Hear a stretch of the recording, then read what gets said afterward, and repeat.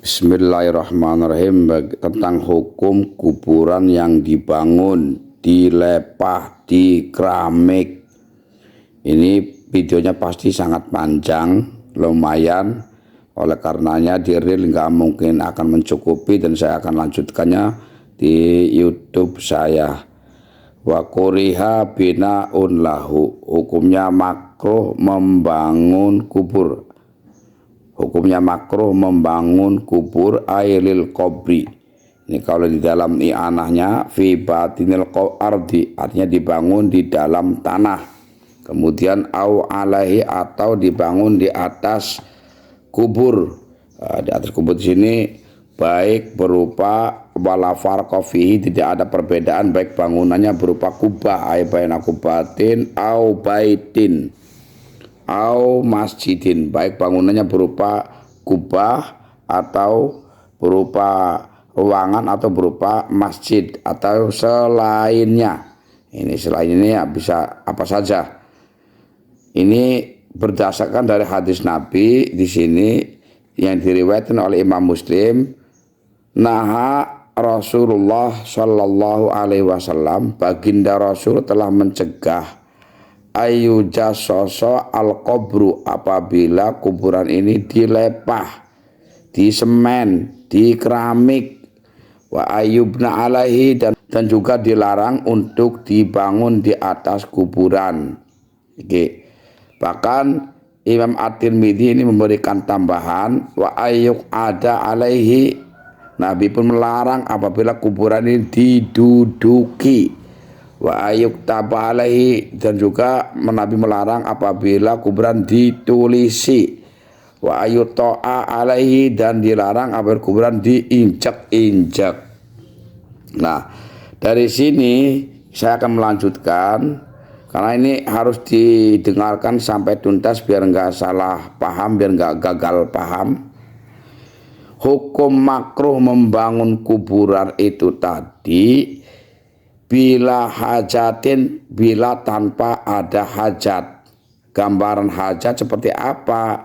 Kahaufin nabsin, seperti takut apabila ada yang menggali.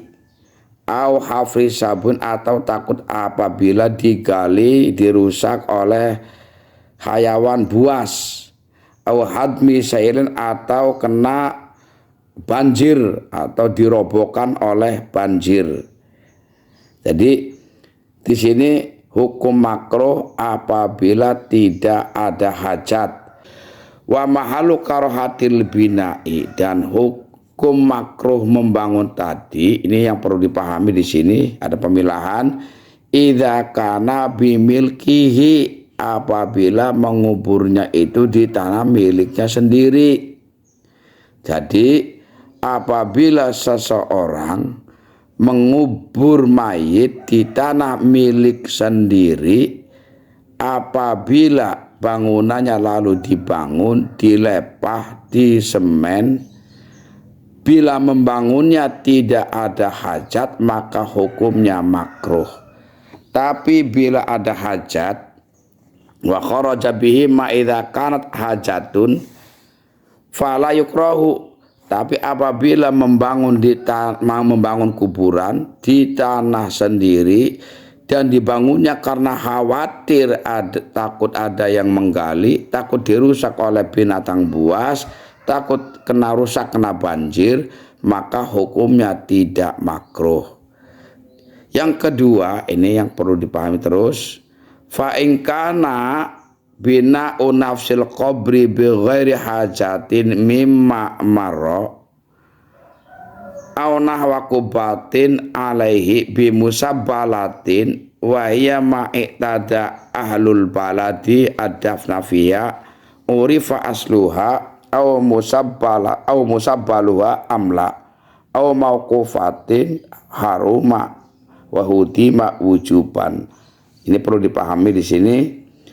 Apabila membangun kuburan tersebut tanpa ada hajat, bukan karena takut ada yang gali, tidak juga karena takut ada hayawan buas yang merusak, tidak juga takut karena kena banjir, lalu dibangun atau dengan semisal kubah, tapi di kuburan yang memang disiapkan untuk mengubur, artinya kuburan umum, yaitu ma'iktada ahlul baladi adafna, seperti pada umumnya masyarakat di situ memang menguburnya di situ.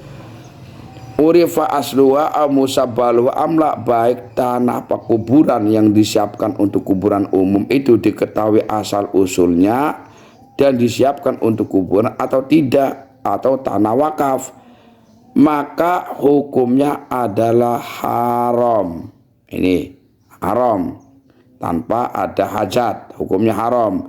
Wahudima wujuban, dan hukumnya wajib dirobohkan.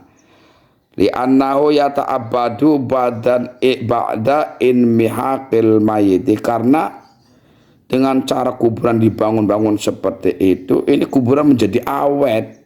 Setelah mayit ini pada rusak, kuda pada hancur, kuburannya awet. Fafihi tadyiqun 'alal muslimin, hal yang semacam ini membuat sempit terhadap kaum muslimin. Nanti orang lain yang akan mati menyusul, lama-lama enggak kebagian tempat kuburan nanti. Bima la gharada fihi, dengan sesuatu yang sudah enggak ada tujuan sama sekali. Ini kelanjutannya. Wa qala al-Bujairami, Imam al-Bujairami mengatakan, wastasna ba'duhum kuburul anbiya'i wasyuhada'i wassalihin wa nahwihim.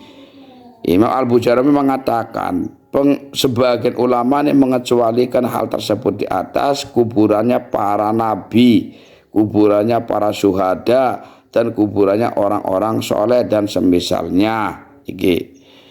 Jadi kalau kuburannya para wali, para nabi, para syuhada, para alim ulama, menurut al-Bujairami sebagian ulama ini mengecualikan, alias tidak ada hukum makruh.